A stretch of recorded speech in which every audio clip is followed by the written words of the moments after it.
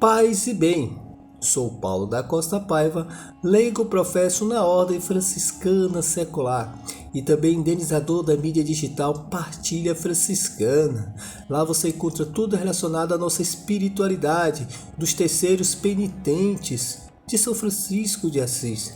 Lá você encontra textos, você encontra vídeos, você encontra histórias de santos, bastantes formações e informações. E basta colocar no Google Partilha Franciscana que você nos encontra no YouTube, você nos encontra no Instagram, no Facebook e também temos o nosso blog. Vá, procure, se forme e mergulhe nessa espiritualidade. Aproveitando também, eu faço um convite a conhecer as nossas fraternidades espalhadas por todo esse mundo, há mais de 800 anos, levando Cristo, a Boa Nova, na maneira de nosso fundador São Francisco de Assis, na forma simples, singela, mas com bastante alegria. Agora vamos dar continuidade aos textos sobre a história da Ordem Franciscana Secular. Já passamos por diversos períodos, desde o século XIII, e estamos chegando agora na conclusão da regra atual, no século XX. Já falamos da primeira fase, agora vamos falar da segunda fase, que foi do ano de 1969 a 1973. Vamos lá. Tem seu momento culminante no Congresso Internacional convocado pelos 4 comissários gerais.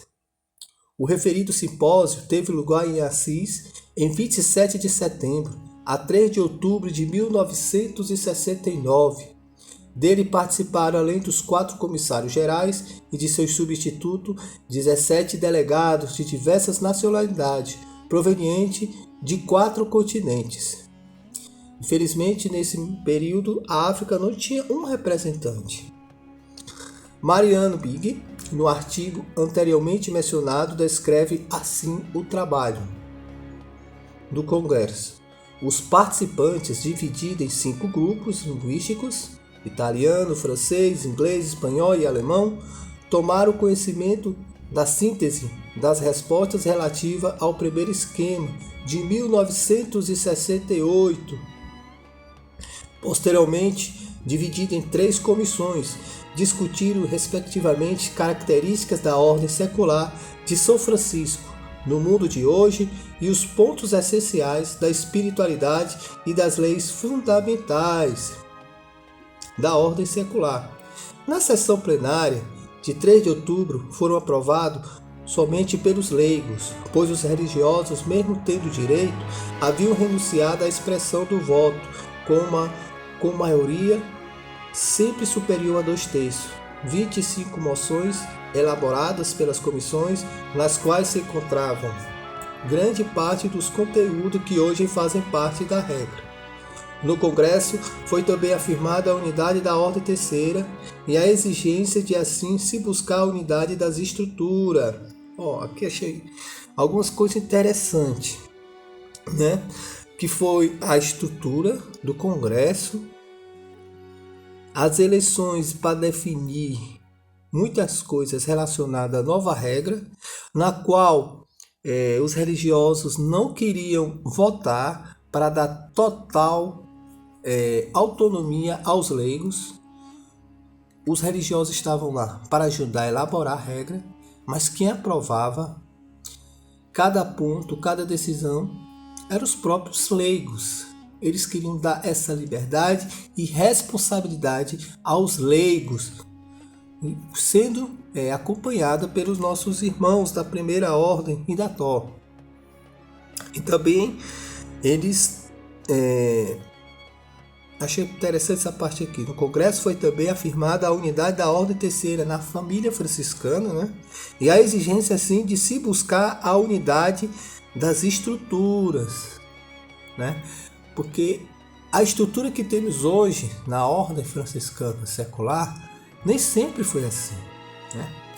Então existe todos os conselhos do local até o internacional Então, nesse meio existe toda uma estrutura, existe uma constituição, existe capítulos, existe eleições, existe acompanhamento, existe toda uma estrutura na qual o próprio leigo, o terceiro franciscano, estão à frente nos seus respectivos contextos. Mas é o próprio leigo, na sua maturidade, livre da dependência submissa da primeira ordem da Tó, onde eles deixaram de ser crianças e amadureceram na sua própria vocação, seguindo seus passos e a sua missão de franciscano terceiro de evangelizar e de levar a boa nova. Tendo em vista a realização das orientações que emergiram do Congresso e para favorecer os passos sucessivos na direção desejada, a comissão da regra foi integrada pelos membros no Congresso com a tarefa de preparar, apoiada pelas moções aprovadas pelo Congresso, um novo texto base, ao mesmo tempo na expectativa de uma nova regra. Foram também elaborados nas várias áreas culturais e aprovada. Texto de orientação que passava a ser designada a todas as fraternidades nas suas línguas nativas, locais. Tudo isso acontecia sob a vigilância, atenção dos ministros gerais da Ordem Primeira e da Tó, que já em 17 de julho de 1969 havia conseguido o mandato da Congregação dos Religiosos para autorizar a experiência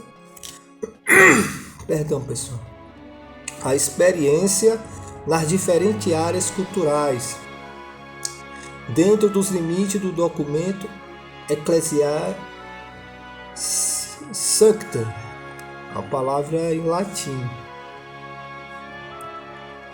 Extraordinário estímulo foi dado pelo discurso dirigido pelo Papa Paulo VI, após participantes da peregrinação internacional da Ordem Terceira Franciscana em 19 de maio de 1971, por ocasião das celebrações dos 750 anos do Memoriale Proposito.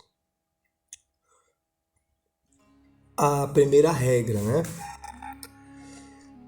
O Sumo Pontífice traçava para os terceiros e terceiras um programa de vida vigoroso e exigente, afirmando ter uma tríplice confiança nos terceiros. A primeira em sua capacidade de viver e testemunhar a pobreza evangélica,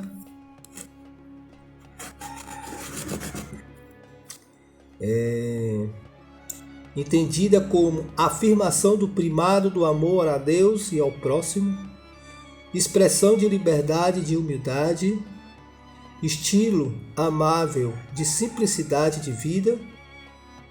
Tudo isso é a primeira. A segunda, na sua capacidade de amar a cruz como São Francisco amava. E a terceira, a sua fidelidade à Igreja.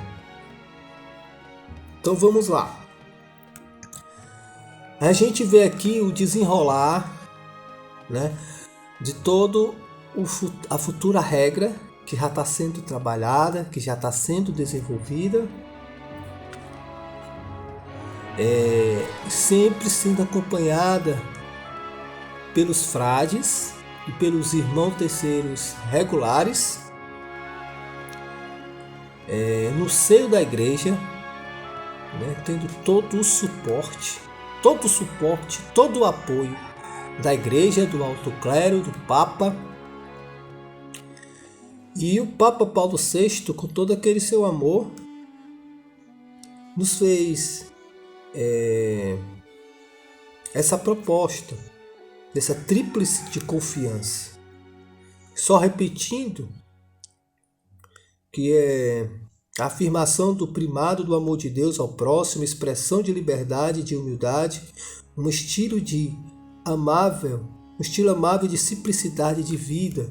São coisas características da própria espiritualidade franciscana. O franciscano terceiro, já amadurecido naquele período há 750 anos, e hoje já estamos nos 800, já estava preparado a caminhar com seus próprios pés, a evangelizar na sua própria espiritualidade, levando Cristo, levando a boa nova a todos os povos. Há mais de 800 anos estamos aí, com inúmeras fraternidades espalhadas pelo mundo, levando Cristo dentro da nossa própria característica, sem ter a necessidade de imitar os frades, as freiras franciscanas, pois somos os leigos franciscanos, os seculares franciscanos, pois a gente não pode esquecer do clero secular. Somos os franciscanos seculares. Estamos no meio do povo, junto com o povo, vivenciando as suas alegrias, vivenciando as suas dores, os seus desafios de cada período, de cada época, e levando Francisco de Assis. Sem se preocupar com coisas periféricas e efêmeras, como se fosse mais importante. O mais importante é a urgência do reino de Deus, a urgência de levar a boa nova.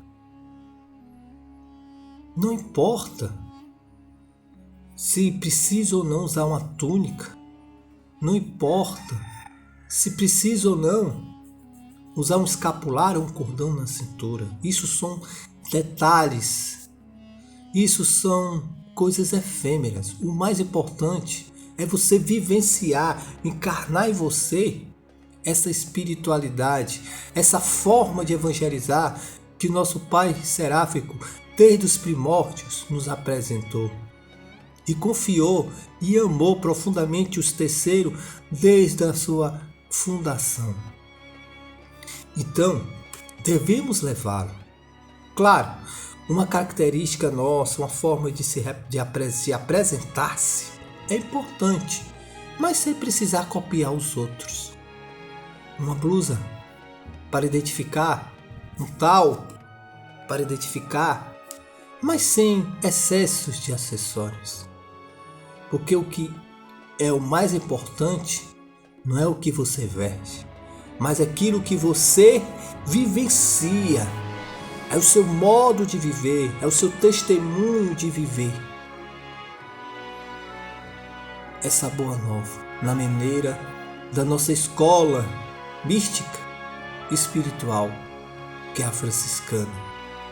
Que sejamos autênticos franciscanos seculares dentro dos nossos carismas, levar luz para o mundo e sal para a terra.